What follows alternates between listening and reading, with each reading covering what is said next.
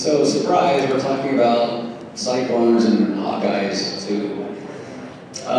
Originally, we had lined up somebody from the University of Minnesota to speak. It was going to be mostly a U of M session, and they were going to come and sell the school and do all those things. But there was a last-second emergency, so we're pivoting. And Hannah and I are doing this presentation. We're going to talk about primarily the U in Madison. So some of this is directly information that you can find yourself, and there'll be some information that's observational, mostly on my part.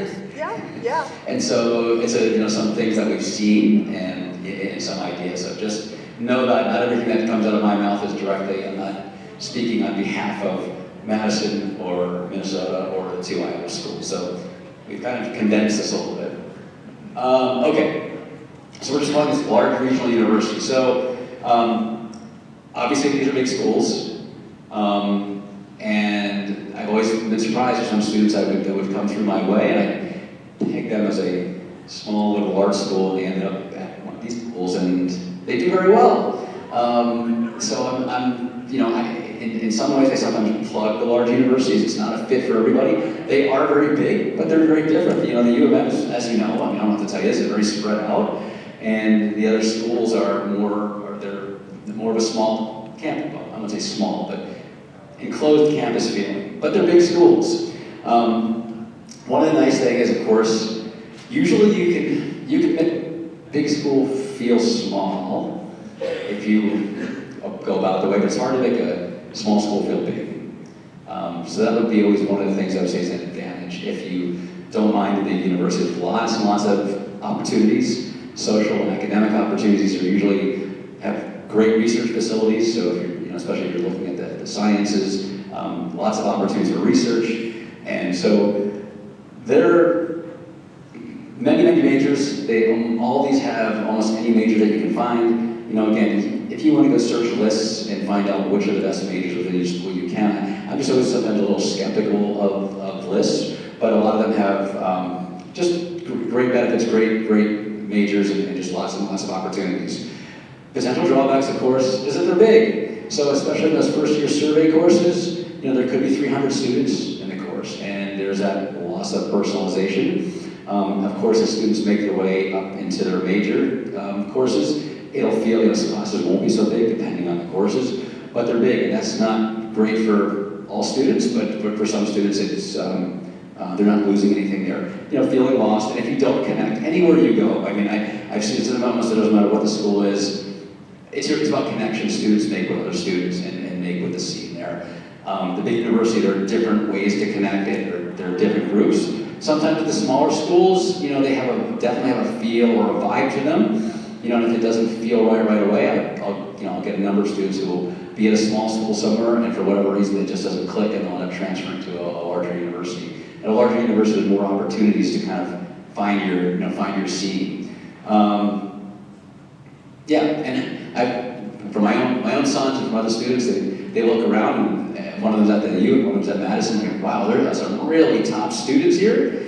And they'll also look over in another class and see somebody like, I'm not sure how that person got in here. And sometimes admissions at these schools is a mystery to us. Like every year I think I've got it nailed, and every year that I'm always surprised. Okay, so a little grid here. So the 4 schools. So all of them use the Common App. You're going to start hearing that word a lot. And we're not going to talk. Do we have a Common App session? Yes, I'm presenting on it. Thank you very much. Okay. In all sessions. Okay, so they all use this thing called the Common App. They also have their own institutional applications as well. It doesn't matter which one you use. You can use either one of them. The schools don't prefer that you use one. It will make no difference in terms of admissions which application you use for any of these schools. Reciprocity between Minnesota and Wisconsin. We do not have reciprocity with Iowa and Iowa State. But I can tell you, particularly Iowa State, they try to poach a lot of students who may be behind the U of M. So they're going to come usually pretty strong, some decent merit aid to try to make it comparable to what you pay at the U of M. So we have seen that again. That's not coming from their mouths. It's just what I've seen. Iowa, not quite as much unless you're a really top student. But Iowa State tends to give a lot of aid. So we don't have reciprocity with them though. Deadlines. So these two are important. So Iowa and Iowa State's a little bit more loose in terms of their deadlines. And the other news is their application process and how they admit students is very, very simple.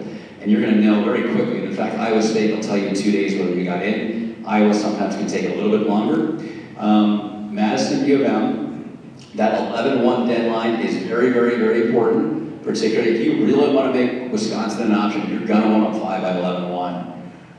I saw a student 2 years ago who had no interest in applying and decided at the last minute that that's where she really wanted to go, but waited to the regular decision deadline, and she had a perfect GPA and a 33, did not get in. I'm sure this person would have gotten in and she applied early, by the early action November 1. Their applications are not hard, but you have, it's easy to procrastinate. So both U of M and Madison strongly encourage if you want to go to apply by November 1. And they say their decisions will come, a few months later. In many cases, the U of M, I've sometimes seen in 3 weeks students get decisions. In Madison, they seem to do it in mass over winter break. Suddenly, anybody apply by 11-1, there seems to be a certain day or two when everybody's getting those decisions. By the time we come back, we know. Essay. So only only Wisconsin's going to require the essay, and one of them will be the Common App essay. And students can start looking at that now because the Common App essay hasn't changed in a few years, and you can choose from 6 of them. So that's viewable now. They also have an essay about basically why do you want to be a Badger, what is it that you want to study here. The U of M, Iowa State do not consider essays. Same thing with recommendations. Madison does require one teacher recommendation. The U of M, Iowa, and Iowa State don't, and for the most part, we're not asking the students to get those for those schools, but for Madison, you will need one.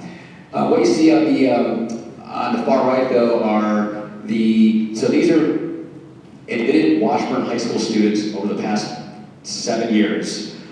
What the average student who's applied and been admitted, what their GPA and their ACT scores were. It does mean, of course, that 50% of those students had less than those GPAs, 50% had more, and the same is true with the ACT. This is not taking into account any other factors just besides ACT and GPA. So, all of them claim to, Iowa and Iowa State don't so much, but the U of M and Madison, they claim to view students holistically. And again, this is where, some of my own commentary comes in. I'm not real sure about that. They definitely look at grades. They might look at rigor. They will look at ACT for sure if you decide to submit the ACT. And then they're going to look at, I think what ends up being really important is they end up looking at how many students from Minneapolis are applying this year?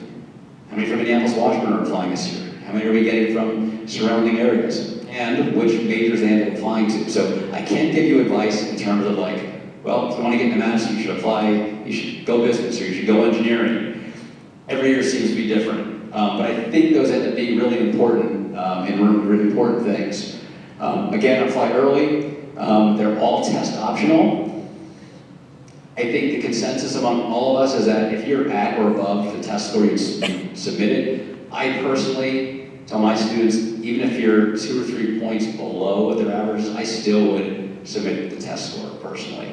Not all of us have the same belief, but I would. Submitting a test score is never really going to hurt you, but I think it can only help you. And I think if you're even somewhere in that ballpark, I would go ahead and submit it. They all allow you to self-report up front. Ultimately, if you're admitted, they're going to want the full report from ACT.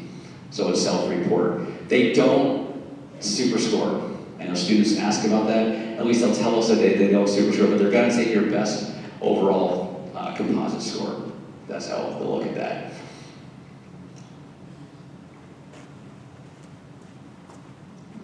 Thank you. Hello again, my name is Hannah. I'm one of the career and college coordinators here at Washburn. I'm going to talk a little bit about the University of Minnesota Twin Cities. So, just fast facts. There are about 150 majors, 135 different minors at the U of M, 17-to-1 student-to-faculty ratio, and 80% of classes have fewer than 50 students. This is from the U of M admissions presentation.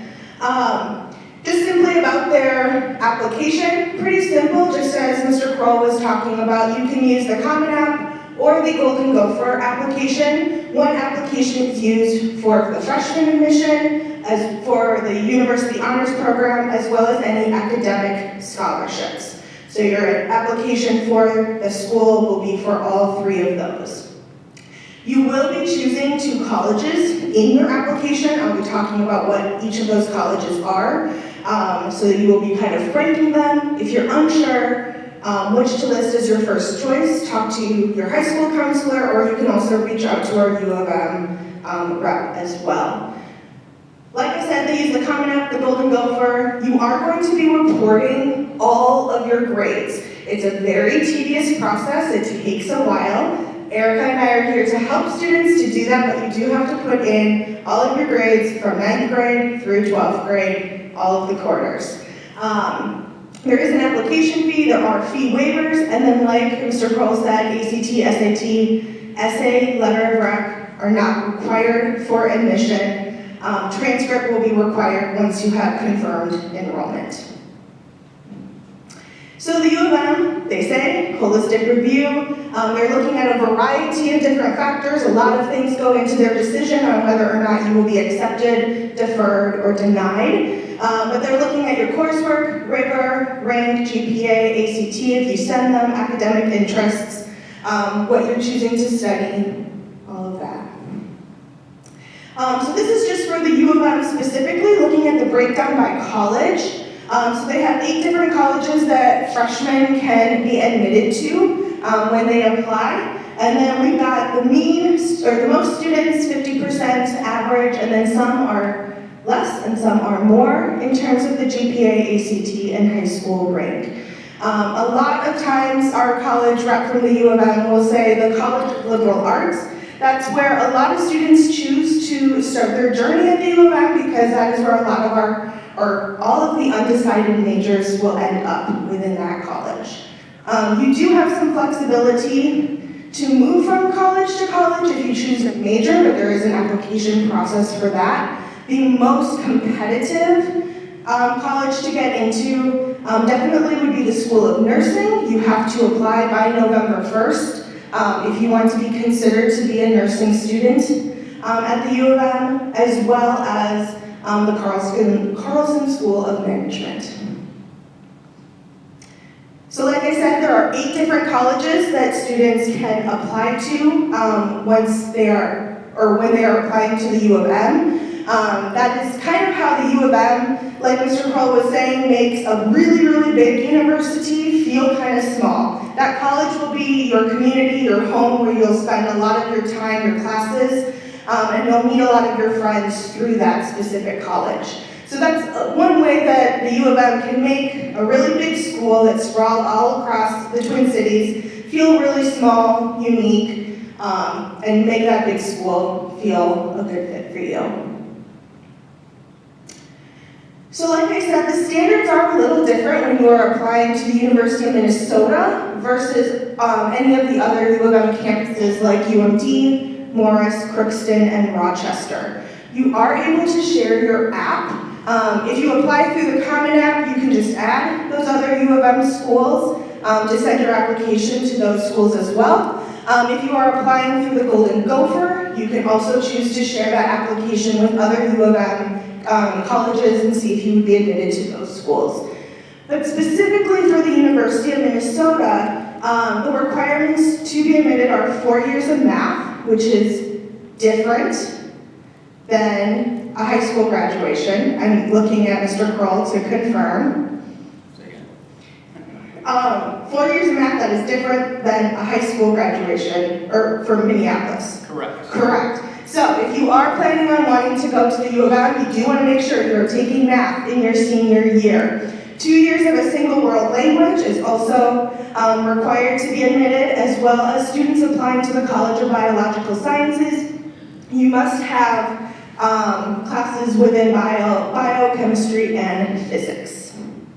So something to keep in mind as juniors, if you are signing up, when you're signing up for classes for next year, if you are thinking about taking those classes or applying to the school. Deciding to submit your ACT is final. So once you say whether or not you are going to send that ACT score to the school, you cannot go back and say, no thanks. So make sure that if you are on the fence, talk to your counselor, talk to us in the CCC. We can definitely help you out in figuring that out. And then lastly, even though you are reporting or self-reporting your grades by typing them in manually in your application, the college will be asking for your official transcript at the end of the year. So don't lie, be honest. And also know that 40 students of the 6,800 admitted last year did have admissions decisions rescinded. So. And then lastly, the U of M does make a really large effort in trying to be financially affordable. So your application to the U of M will also be your application for your academic scholarships, like the ones above, the U Promise Scholarship, Promise Plus, free tuition, and the Native American. These are for students who need that money, so based on financial income, that will be info that will come from your FAFSA. One important thing to note is that the FAFSA for next year, so seniors next year applying for the FAFSA, that FAFSA will not be opening until January 2024. Typically, it opens in October. This is a one-time thing because they're switching servers and reducing the amount of questions for the FAFSA. So, Badgers. Got 9 minutes to talk about Badgers, Hawkins, and Cyclones. Okay, so as mentioned before, Common App or their own institutional application. The University of Wisconsin application actually covers all of their campuses. You have to send it to all of them individually. Again, either one is fine. It doesn't matter which application they use. There's a $60 application fee, 2 essays, the Common App essay, and then why Madison. What I would say, again, this is only based on things, decisions we saw this year. If you do apply to like business and engineering, which they have this thing called direct admit to, and that part about why Madison, you'll probably want to talk about your major and why it is you're studying what you want to study. This little bit of insight. Did I miss something? Can you go back real quick? Self-reported grades, just like you, kind of a hassle, but you just got to do it. You have to put every grade in every corner. Letter of recommendation needed. Again, they talk about holistic review, and we debate this all the time about how much we think what they're reading. They're reading what we think they're supposed to be reading. But a lot is going to be based on, I think, a lot where students are applying, where they're getting applications from. Definitely grades are still always number one. ACT, if you submit it, can be important. There are writing prompts, 2 writing prompts, and they're going to look at, they'll look at your resume of extracurriculars, and I really think those are really, in my opinion, pretty far down the list. And this is from, for these large universities. I don't know how much they're digging into that. It has become very, very competitive for Minnesotans to get into Madison with each passing year. It seems to be more so. So just note that. There is one UW system application. The standards to get into the other campuses are not as stringent as Madison. So many of our students can get into some of the other campuses. I know some people have started at other campuses, and it's easier to transfer into Madison than it is in it directly from high school. We've had students go to some of their 2-year schools or some of our 2-year schools and then transfer. That's an easier pathway than getting in. We get a number of students into Madison, so don't get me wrong, it's not impossible. We'll have 15, 20 people get in this year. Not all of them will go, but for those that don't quite make it, there's a way to get there if you really want to get there. They are going to, again, grades. We're just going to keep talking about grades. There's the one thing that juniors can do right now is don't worry about scholarships right now. If you're in extracurricular activities, great. Pick 1 or 2 that you really like, but it's your grades. Okay, that is the most important thing. The site does, your classes. The site does specifically say A's in all AP or IB classes on their Madison website, so something to know. Yeah, that's true. And you're gonna, they want, it's not a hard requirement, they really suggest, meaning if they really want the 4 years of math, and if, frankly, I think a lot of you have your middle school math grades on your transcript, they want the 4+ years, so including what you did over at Page, for example, if you took intermediate algebra or geometry, and then you take 4 years here, that's 4+ years. They don't, when they look at math, they will not consider stats as a math class. That being said, I have personal experience with somebody I know very well who still got in with AP Stats and didn't have pre-calc or calc, but they don't consider it a math course. What we see, 3 to 4 years of world language, 2 years of additional credits. What this means for you students is that you're not taking 2 hours off your senior year if you want to go to Madison. I can almost tell you that for sure. In fact, I would even question whether or not you should be an aide. Okay? Don't drop any senior classes. Your decision to submit your ACT score is final. You'll note on the comm app, it'll say yes or no. You could have submitted scores to them earlier, but ultimately when you end up doing your application, if you check no, they're not going to take those scores into account. And they've assured me that that's the case, even if you've already submitted them. There's a little check mark on the comm app or on their own application that says, do you want us to consider scores you've already sent? And finally, you are admitted to they admit you to the university. And then once you're there, I think by your sophomore year, then you apply to a particular college within the university. Then you get pushed one way or the other. They do direct admit into business, engineering, dance, and music from high school. They will direct admit you for those, or they might say, well, you can apply later. We're going to let you in, but you can apply to those schools later. Perfect. Okay, so these two are easy. Iowa and Iowa State, you're going to know probably in a matter of days whether you got in. They have a it's not a complicated formula, but it's a lot to read. 3 times your ACT score, plus 30 times your cumulative GPA, plus 5 times the number of years of high school courses completed in core subject areas. It comes out to a number. You hit that number, you're in. And Iowa and Iowa State are very similar. Iowa's a little bit higher, kind of depending on the college you're applying to in Iowa. But you have to hit a certain score and then you're in. So you can calculate that at home and you'll know before you even apply whether you're getting in or not. They do want to see 3 years of math, except for engineering, which is 4 at the University of Iowa. They do want your ACT score. If you don't submit your ACT score, they're going to have you do essays and maybe get recommendations, but they generally want your ACT score. And do note that some schools will use, like Iowa's going to use your ACT score to determine scholarships too. Maybe not all of those scholarships, but I know some of them for sure. And Iowa State, very much the same thing, very similar. Their region submission index is a little bit lower than Iowa's. You get to know in 2 days.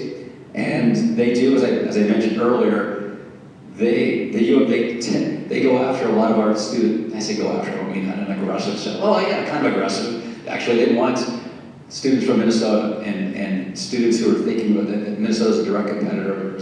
So they're going to give you if you're a good student, they will give you a very nice aid package, a merit aid package, to try to lure you down there. And I've known a lot of students who have been really happy down at Iowa State, down in Ames. So just know these are the 4 large regional universities. They all somewhat compete for our students. A lot of our students go to these schools, and they're really good options if you're looking at a large school. And you're going to find, for the most part, a lot of our students